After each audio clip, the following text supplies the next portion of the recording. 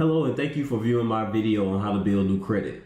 My name is Chris Ross and I will be showing you all the steps I took in order to raise my credit score from below 500 to over 700 in about 12 months. Contrary to popular belief, this isn't a quick process, but if you follow my steps, you will be successful.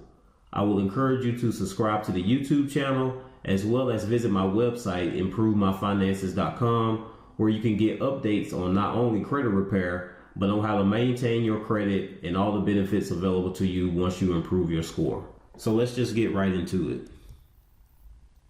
Today in this course, I will be discussing what makes up your credit score, secured credit cards and what features to look for, becoming an authorized user, secured personal loans and the best place to apply for one, how to maintain your credit going forward, and lastly, how long will it take before you can see results.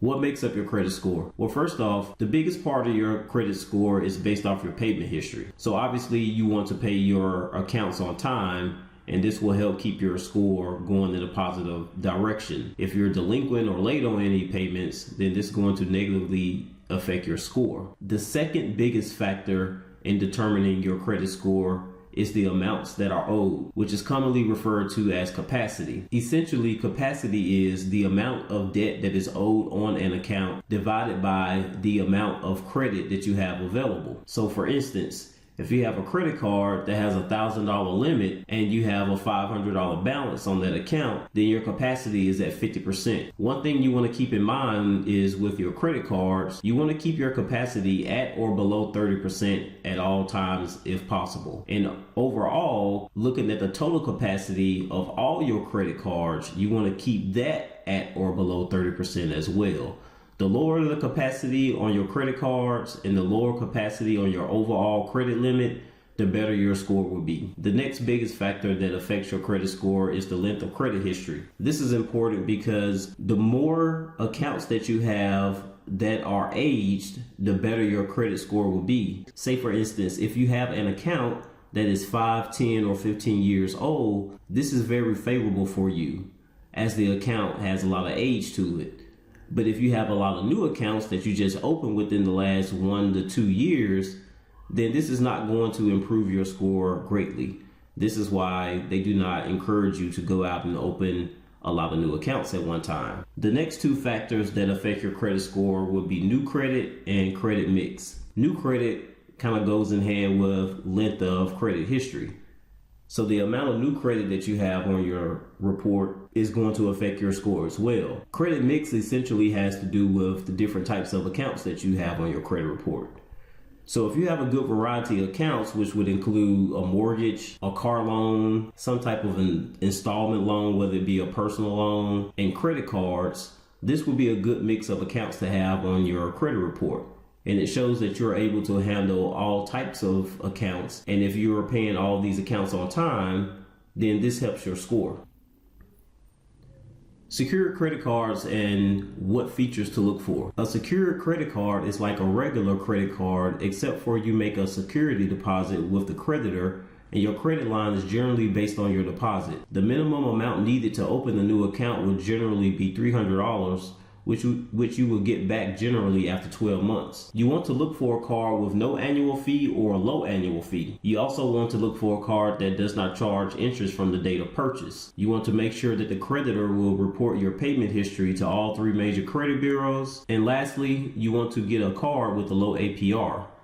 This could be irrelevant if you pay off your entire balance each month. And this is what I recommend that you do with any credit card. I do not suggest that you go out and charge up everything on your card. So if you have a credit card with a $300 limit, you don't want to go out and buy $300 worth of items and then only make the minimum payment on it. That's not going to help increase your credit score. You do want to use your card often, but you do want to pay it off every month at the end of the billing cycle. So in order to keep your capacity low on this particular card, if you have a $300 limit, you only want to charge maybe about $20 on it every month. And then when you get the bill, you want to pay the entire $20 off. The whole purpose of getting a card that does not charge interest from the date of the transaction is to save you money. Most good secured credit cards, they will only charge interest from the close of the billing cycle. Now, there are some cards out there that will charge you interest from the date of purchase, and you definitely want to avoid those. So be sure to look at the fine print. Becoming an authorized user. Now, this is the best and fastest way in order to increase your credit score. An authorized user is someone who is authorized to use another individual's credit card without being financially responsible for it. You get to inherit the other individual's credit history for that account. Be sure the individual responsible for the card has a good payment history, and it is also great if they have had the card for a long period of time. If the person does not have a perfect history for that account, you do not want to become an authorized user on it. It will only damage your score. Now, to give you a real life example here, I was able to add my wife as an authorized user on one of my credit cards that I had for about 5 years. And when I added my wife to this particular account, I was able to increase her score upwards of 30 points just by adding her to my account. The reason that is because I had the account for an extended period of time, and I also had a great payment history on that account. So she was able to benefit from my good payment history, which ultimately benefited her because we were able to raise her credit score about 30 points. A good person to seek out to become an authorized user for would possibly be a family member, a really good friend, significant other, or a spouse. The key thing is you want to make sure that they have a good payment history. If they don't have a good payment history, then just avoid it altogether. Secured personal loans and the best place to apply for one. A secured personal loan is similar to a secured credit card in the sense you have to make a security deposit with the bank, and they will extend to you a loan for the same amount of your deposit. The best place to apply for one is your local credit union. I endorse credit unions because they genuinely want to help you, and they are low cost compared to a lot of retail banks. Now, most credit unions will offer you a secured loan. If they don't have options for a secured loan, you may be able to get a loan without any type of security, with it being just a small loan, let's say maybe $500, and you agree to have the payments automatically deducted out of your paycheck. So there are a couple of options for you if you can't find a credit union that does offer a secured loan. You could possibly make arrangements with them to have the payments taken out of your check, and this makes them feel better about giving you a loan as well because they know that they're going to have access to have the loan repaid. Having a secure loan is just another avenue to have a different type of a account on your credit report that's going to help with your overall credit mix. How to maintain your credit going forward. This goes without saying, but pay all your bills on time. This includes bills that do not appear on your credit report, such as cell phone and utilities. If you decide to get a credit card, you want to keep your balance below 30% of your credit limit.